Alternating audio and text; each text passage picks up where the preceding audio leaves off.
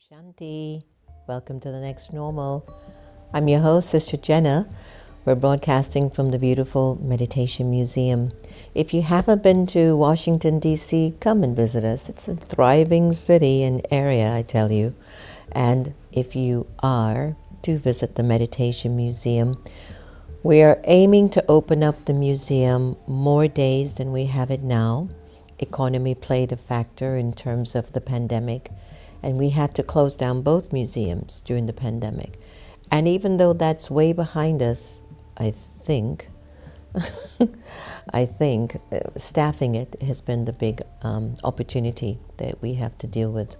But pretty soon we will be all open fully again, hopefully like we were 6 days a week from 11 to 7, or at least really look into a few days a week just to have the space open fully for you to take advantage of the vibrations, the atmosphere, the meditations, the love, and the time that we spend together.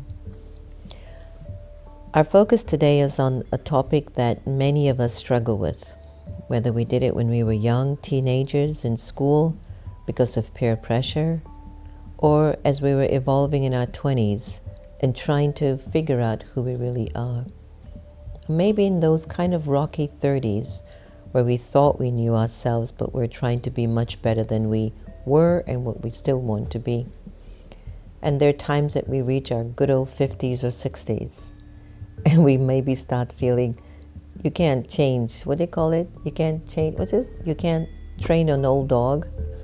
I know that's not a good figure of speech, but you've heard that saying that you can't train an old dog, but you can. You can change your thinking if you want to. And many of us are carrying an inner thinking process and dialogue in a way that we're criticizing ourselves, and we don't even know it. One of the clear distinctions that you are self-critical is the way you think about other people. If you're a kind of person throughout the day and you walk and look at people or deal with people, and internally you're having thoughts about the person that isn't constructive. Internally, you feel like you can pick up their vibrations of what they're lacking, what their faults are. There's some people who are just wired to see what's wrong with you, and they consider it to be normal. And when they get into gatherings of their friends and tribe, that's what they talk about. Not your strengths, not what God planted in you, not what you have as your contribution to humanity. They don't talk about those things. They don't talk about those things. But the moment they get together with friends, oh, did you hear? Did you see? I don't know. I don't like her. I don't think she's this. They don't even know you, but they're vibing into something. I'm reminded of the presidential campaign 2 campaigns ago. There was a former Secretary of State, Hillary Clinton, was running for president. I think alongside Donald Trump at the time. And I would overhear conversations of people telling me, oh, I just don't like her. I don't know what it is about her. And these are also women. And I used to sit in those, those scenes. And I'm like, you're not having dinner with her. I mean, you're not living with her. She's just going to manage the country. Voting in a president is seeing, are they a good manager? Can they manage a country that has such authority and do it well? And how do you know if somebody can manage a country? You look at their patterns of life. How have they lived? What have they been doing? What has worked? What has been working? How well have they monitored money and let it grow and do it and worked hard and understand the grassroots, the up, down, the in, the outs? But there are some of us that are just so negative. And we're negative because something inside of us touched us. Somebody said something to you. It hurt. That hurt stayed there. And you never addressed it. You never healed it. And when you're critical, it's the only way you feel. You put a bandage on that hurt.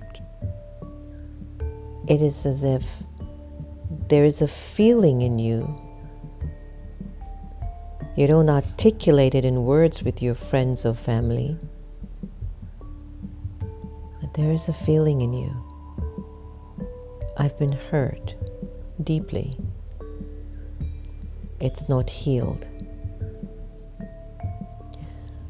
I don't know how to talk about it. I don't know who to talk to. And there's like it's connected to a kind of a lack of worthiness. I'm not good. I'm not good enough. And quietly in your subconscious, there's this belief system in you. And as you're walking around in your life carrying this belief system, you bring it in when you're cooking the food, when you're serving it, when you're sweeping on the floor, you're thinking. When you're walking from the house to the car, what are you thinking? I can't believe he said that. He's like this. He's always and she's like this. Oh gosh, when is this going to ever happen for me? Oh God, I just feel awful. I hate my life. You're not even aware you're doing it, yeah? But because the critic has become so close to you. It's almost become like your shadow, your best friend. I think there's something in psychology, and please don't quote me on it fully, but I had overheard a conversation or an ideology that when somebody actually criticizes you, deep down within that criticism is that they see you in a higher level. And they say to some extent, criticism is praise. Have you ever heard that? Feel free to put it in the comment. I heard it somewhere along the way. That even when I heard it, when I would hear anyone criticizing me, and even though it wasn't much, I used to think, what are they seeing in me that's supposed to be better? It made sense to me at the time. And that even if somebody is looking out for you to be your best version of yourself, the self-critic in you will push it away like you wouldn't believe. I've seen that with so many people in my life.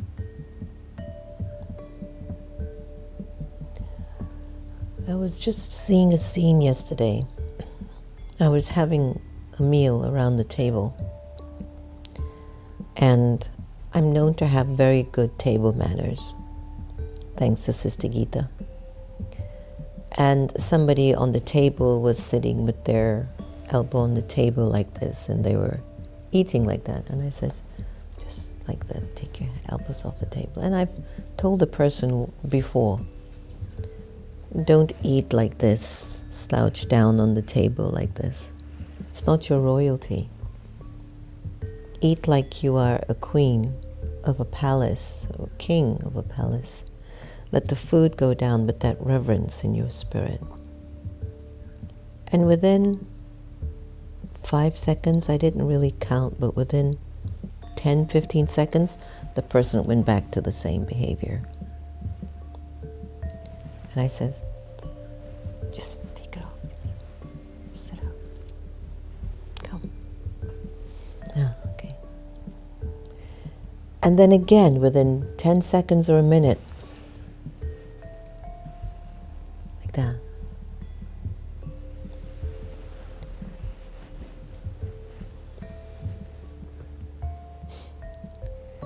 I saw that scene yesterday and it taught me so much about myself. And what it taught me was how much God keeps telling me how valuable and worthy and divine and beautiful and happy and abundant and powerful I am. And I go back to default settings. I'm not worthy. I'm not good enough. Do you know what I've been through, what I've done, what has been done to me? Yeah. And all of that is from your past. It has no relevance now. Now you have full control of thinking what you want to think, feeling what you want to feel, do what you want to do that is best for you. But the default settings. Default settings.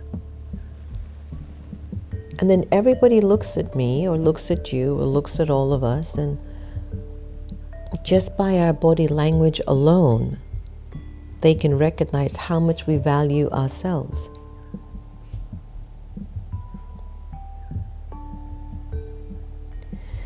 And a person can come in front of you because you're obviously having a negative or wasteful conversation about your life.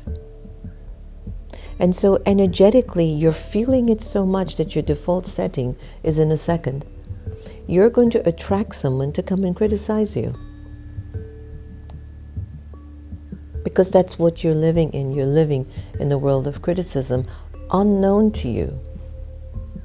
But energetically, it's all around you. I am not good enough, or I'm very good. My family, when they're around me, sometimes I would wonder, what do they think? I'll say, see, I did that, I'm so good, no? I'm so good. I'm not saying I'm so good with ego. I'm saying I'm so good to keep reminding myself, Jen, you're good, right?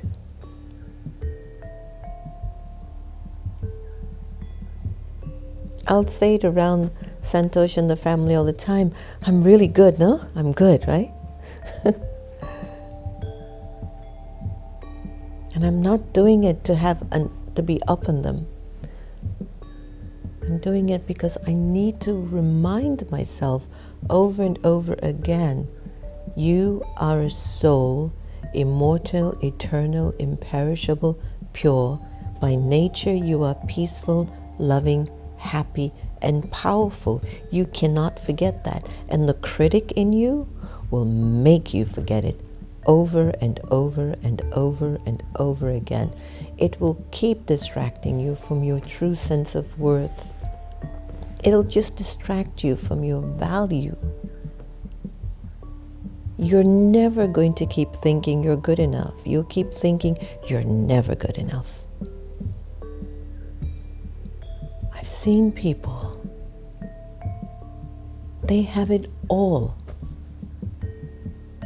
There are even people who live or are close to me or who know me as friends. And I will look right through them because I have that gift. I can see a soul's potential and their power. And I can feel when Baba is telling me, through me, to tell that soul, tell that child, this is their worth and their value.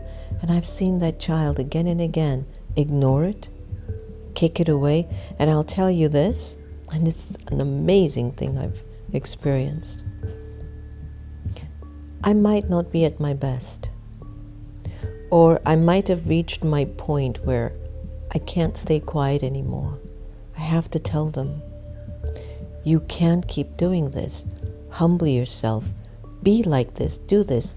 And in a second, they will hear that. If I point anything out, oh, you are always arrogant, they will walk for years to tell me, you said I was arrogant, no? So what else do you expect?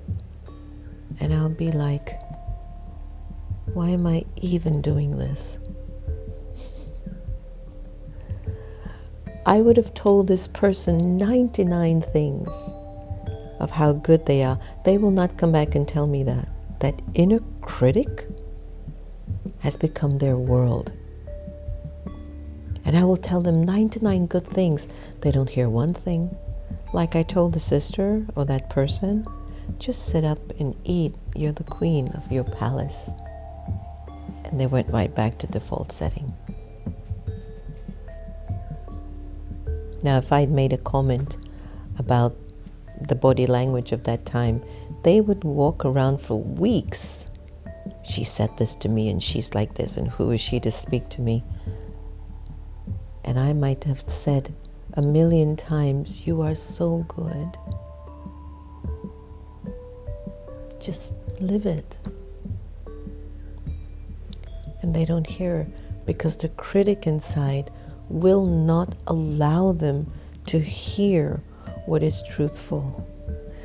My inner critic will not allow me to hear what will make me powerful, because the critic only feeds on your weakness. The critic within you feeds on your lower dimensions. The critic in you feeds on where there's no light. And so you have to come to some conclusion. Do you want to live in a world without light inside of your mind? Or do you want to live in a world where light is unlimited, as if it's Christmas or Diwali? It is a choice you make. And no one is going to do it for you. You choose. You choose how to nurture your world, how to think. Instead of wasting your thoughts thinking about other people and criticizing them in your mind, you could be building a kingdom and an empire for you. There's nothing more powerful than being in the awareness of a soul, that you know your soul conscious, you know your soul is immortal and infinite, and that the only thing blocking the soul from its potential is the critic, the one who only looks for what's wrong and only waits. Only when it's absolutely perfect, the critic moves away. But we're on the journey of perfection. So of course I'm not fully perfect yet, but my perfection is still in me. It just hasn't fully evolved. But I am perfect. You are perfect. It just hasn't fully evolved, because the critic doesn't want you to see how perfectly beautiful you are. Its agenda is designed, its profession, its occupation, its duty is to only show you what's wrong with you, what's wrong with them. It is an attitude, it is an addiction, it is a behavior, it's a habit of hurting yourself. Forget hurting other people through your mind, by criticizing them in your mind. But you are damaging your life so much by thinking in a negative way about other people and about yourself. That's the agenda of the critic. I will hurt others with my thoughts because I am hurt. That's not what we want anymore.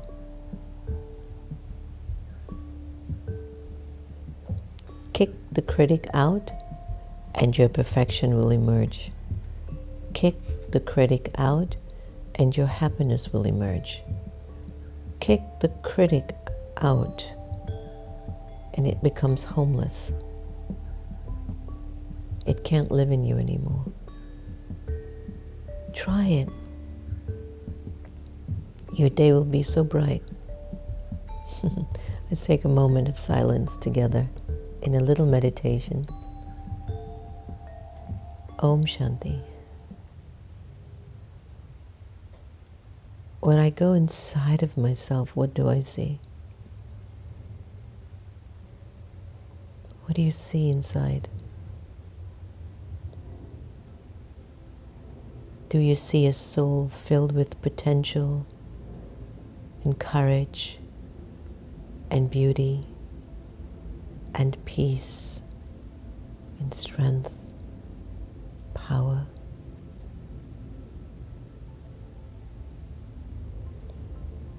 Or does it get a little rocky, challenging, confusing, shallow, absence of light? What do you see when you turn inwards? The divinity and the beauty of you? Or the opposite?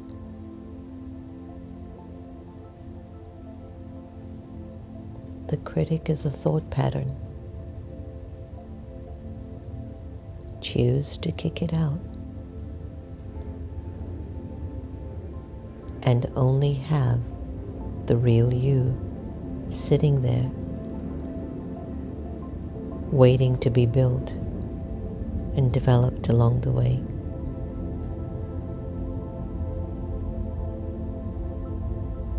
It's like you're creating a new version of yourself, because the critic is gone. And now your only focus is to nurture and build the best version of yourself.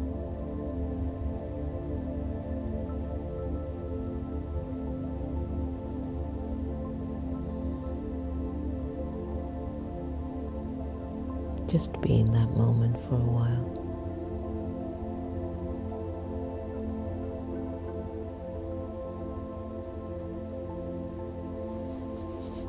Take a deep breath in and exhale. Try this practice throughout the day. Talk to yourself this way. Let's see what our awakened intelligence will share about what does it mean to silence your inner critic.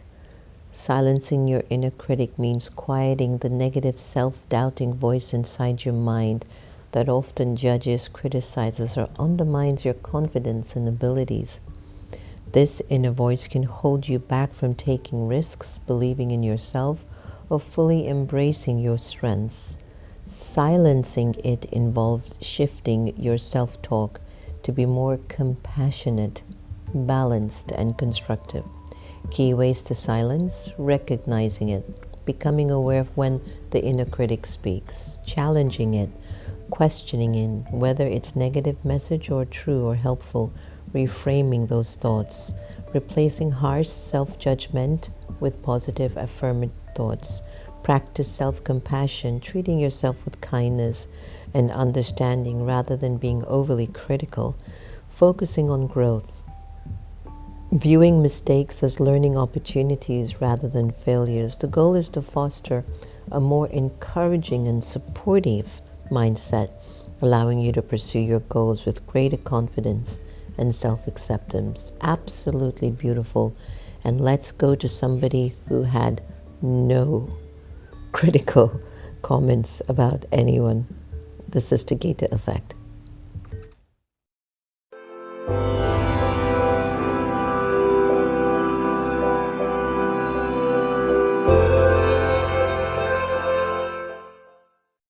Spiritual progress. Have you asked yourself lately what is in your heart? What's sitting in my heart?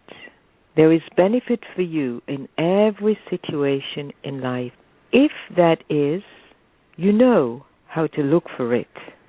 The idea behind steady spiritual progress is to see every circumstance and situation, particularly those that challenge you, that seems like the walls of China. Look at them as a tailor-made lesson in your personal plan for self-development. For example, in a situation where hurtful or angry words were exchanged, why not see it as a chance either to perceive things about your own character which need changing, or to rehearse some virtue or quality that you need to put into practice more often? Actually, we should be grateful for the opportunity to evaluate ourselves. How powerful that is.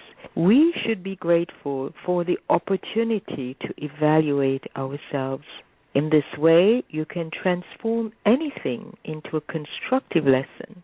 Never think that you have learned enough and now can stop. You should love it when people try to correct you or give you advice. It keeps you alert and gives you plenty of opportunity to put your truth into practice. It's a sign of great danger to be unable to accept criticism and instead use your understanding to criticize others. Realize deeply the significance of every moment, and your spiritual progress will be assured. How beautiful. Have a wonderful, joyous, peaceful, and loving day.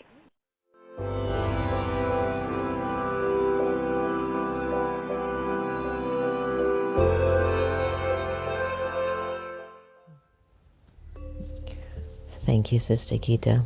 Our Avyak signal for today is: many of you are very good at making effort on yourselves. However, after making some effort, sometimes you want an instant reward of the good you do here and now. It's a desire, and this desire of experiencing the fruit now actually will stop or slow down your accumulation. Therefore, finish desires for any expectation of a reward and simply keep doing good and making good effort. Instead of the word desire, use the word good. Be good. Have good thoughts in what you're doing. Do good. It's going to give you a return anyway. You don't have to wait for the return. It's going to happen. Just keep focusing on charity, charity, charity. Keep doing good. Keep being benevolent. Keep helping. Keep assisting. Keep being positive. This is the only way right now. This is the age that we're in. Speaking of positivity, Lilawati, everyone, her husband's in the hospital. So I'd like to take a minute of silence for her husband's healing and recovery. And that's what I love about us being together live. We collectively help and support each other at the same time. And so whatever's in the soul's journey of time, we're sending vibrations for the soul to feel comfortable and at peace. Whatever the body is going through, let it go through whatever it needs to. But our good wishes and our vibrations is that the soul remains at peace and is comforted and is able to take God's light for healing the chariot, the body. Take a deep breath in. Many good wishes, Lilawati. Keep us posted. Sacred Soul Time, Sister Jenna, thank you for your beautiful words this morning. Veronica from Vancouver. Hi, my Vancouver family. Morning Sentil. Hi, Joanne. Hi, Sonia C. Asmita, Dharmistra, Jasveen, and Jagruti. Nice that you're in Cancun listening to the Next Normal. Send me some of that beach vibration over here. Yukti, Kailash, Dinesh, Gigi, Indu, and Samantha. Thank you so much for joining us today. Lilawati, lots of good wishes for your husband's recovery.